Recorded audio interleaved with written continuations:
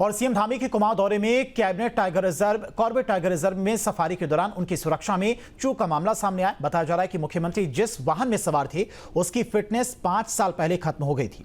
मामला social media में आने के बाद वन मंत्री सुबोध उनियाल ने इसका संज्ञान लेते हुए विभाग प्रमुख को प्रकरण की गहनता से जांच कराने के निर्देश दिए हैं।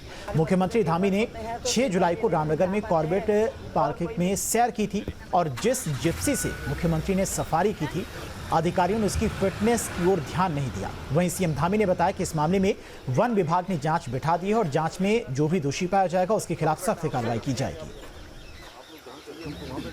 उस पर वन विभाग के द्वारा उस पर जांच बैठा दी गई है और जो भी इसमें कहीं पर कोई कमी पाई जाएगी तो निश्चित रूप से उस पर आगे कार्रवाई होगी। हमारी जानकारी में जो आया है कि जिस वाहन का उपयोग माननीय मुख्यमंत्री जी ने किया उस वाहन में कमियां थी कुछ और इसकी जांच के आदेश जैसे इसकी जानकारी हमें मिली है मैंने पीसीसी वाइल्ड लाइफ को दिए हैं और उनकी जांच रिपोर्ट आने दीजिए। उसके बाद ही सभी पहलू स्पष्ट हो पाएंगे और उसी अनुसार कार्रवाई करेंगे। हरिद्वार से बड़ी खबर, अवैध शराब के खिलाफ पुलिस का अभियान। 10,000 लीटर लहन पुलिस ने नष्ट की। पथरी थाना क्षेत्र में पुलिस की कार्रवाई। ड्रोन कैमरे से अवैध शराब बनाने वालों पर पैनी नजर। बड़ी खबर हरिद्वार से, जहां पर अवैध शराब के खिलाफ पुलिस का अभियान देखने को मिला है। 10,000 लीटर लहन को पुलिस ने नष्ट किया है। पथरी थाना क्षेत्र में पुलिस की कार्रवाई देखने को मिली है और ड्रोन कैमरे से अवैध शराब बनाने वालों पर पैनी नजर भी रखी जा रही है। तो आबकारी विभाग की तरफ से आज बड़ी कार्रवाई हरिद्वार में देखने को मिली है। 10,000 लीटर भारी मात्रा में लहन को बरामद किया गया था जिसे मौके पर ही नष्ट कर दिया गया है। तो अवैध शराब के खिलाफ पुलिस का महाअभियान देखने को मिला। और कांवड़ मेले की अभी विधिवत शुरुआत भी नहीं हुई, लेकिन इस बार कांवड़ के रंग समय से पहले ही दिखाई देने लगे हैं। शिव भक्ति में सराबोर शिव भक्त भगवा रंग के साथ पहुंच रहे कांवड़ियों के बीच में इस बीच हरियाली और किसानों को समर्पित हरे रंग की कांवड़ आकर्षण का केंद्र बनी हुई है।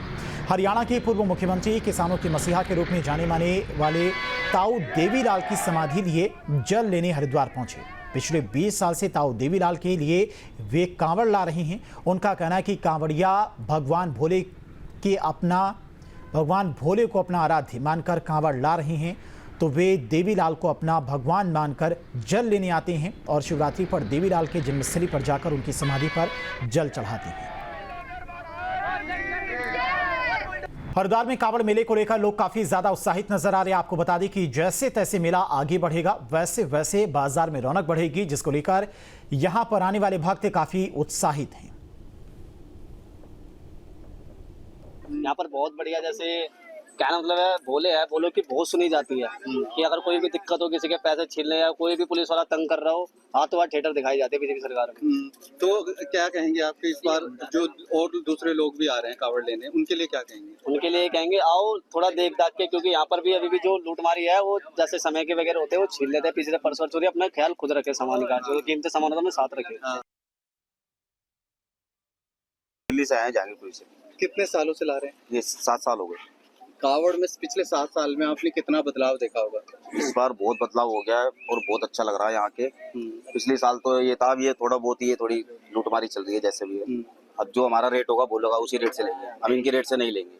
नहीं, कावड़ का स्वरूप भी बदला है, मैं देख रहा हूं। मतलब बहुत अच्छा, मतलब कि हर चीज में बदलाव हुआ है यहाँ पे। कावड़ यात्रा शुरू होने में अभी 2 दिन का समय बाकी है और इस समय हम उस कावड़ बाजार में खड़े हैं। आप देख सकते हैं कि किस तरह से यहाँ पर रौनक है, क्योंकि अभी शुरुआत विधिवत नहीं हुई है कावड़ यात्रा की। और जिस तरह से अलग अलग यहाँ पर साइज की कावड़ आपको दिखाई देगी, रंग बिरंगी यहाँ पर कावड़ है। और जैसे जैसे कावड़ मेला आगे बढ़ेगा यह बाजार आपको पूरी तरह से पटा हुआ मिलेगा। अलग अलग तरह की कावड़ों से, शिव भक्तों से, जो देश के कोने कोने से शिव भक्त आते हैं उनसे यहाँ पर दिखाई देगा। और लगातार, क्योंकि ये कावड़ बाजार एक तरह से है और यहाँ पर चाहे फिर हम बात करें साइज की या फिर अलग अलग तरह की, क्योंकि इस समय जो स्वरूप कावड़ का है उस कावड़ के स्वरूप में लोग अलग अलग तरह के जो कावड़ हैं वो यहाँ पर ले जाना पसंद करते हैं। लेकिन इस समय जो ट्रेंड चल रहा है वो यहाँ पर मटका कावड़ की ट्रेंड चल रहा है।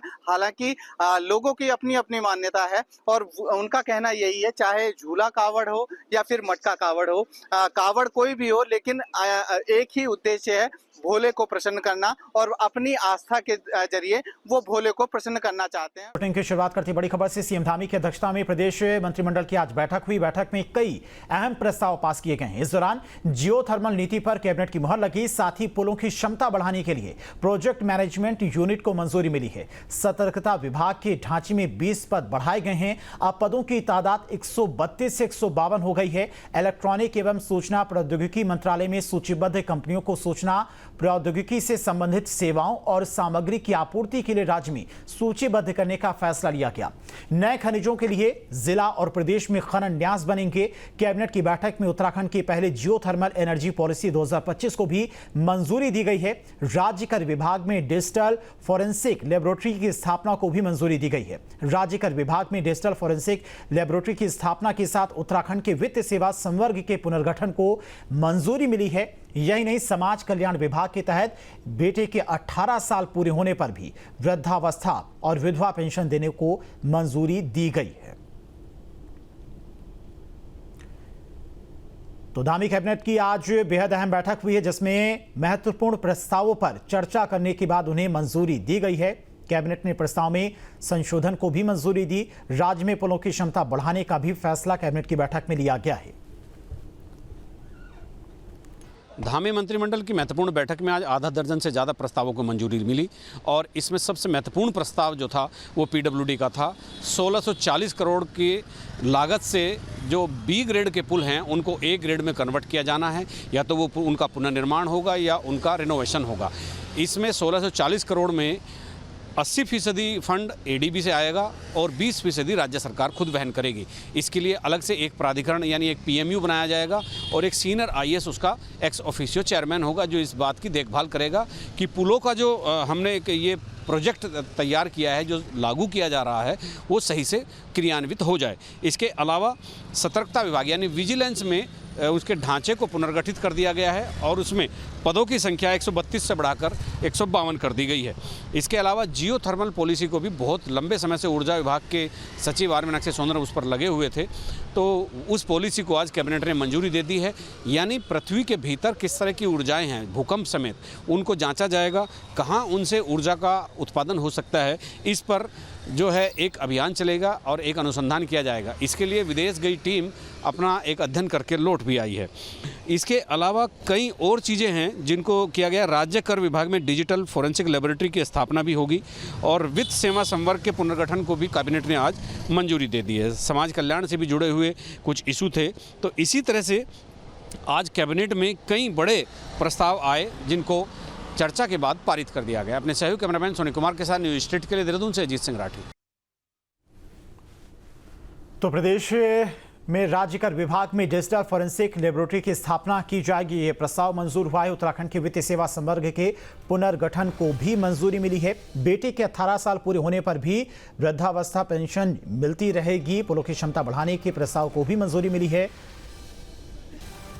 तो बेहद महत्वपूर्ण आज बैठक हुई। जीएसटी विभाग के ढांचे में भी पदों की संख्या बढ़ाई जाएगी। 152 पद किए जाएंगे। नए खनिजों के लिए जिला और प्रदेश में खनन न्यास बनाए जाएंगे। प्रदेश की पहली जियोथर्मल एनर्जी पॉलिसी 2025 को मंजूरी दी गई है। राज्य कर विभाग में डिजिटल फोरेंसिक लेबोरेटरी की स्थापना भी की जाएगी। उत्तराखंड के वित्त सेवा संवर्ग के पुनर्गठन को मंजूरी मिली है आज की बैठक में। और बेटे के 18 साल पूरे होने पर बंद नहीं होगी वृद्धावस्था पेंशन। ये बेहद महत्वपूर्ण फैसले जो आज की कैबिनेट बैठक में लिए गए हैं। जहां भक्ति है हर शब्द में, कथाओं में छुपे हैं दिव्य रहस्य और ज्योतिष देता है जीवन को दिशा। धर्म से जुड़ी हर बातों को जानने के लिए हमारे चैनल स्तुति को सब्सक्राइब करें। चैनल पर जाने के लिए इस लिंक पर क्लिक करें।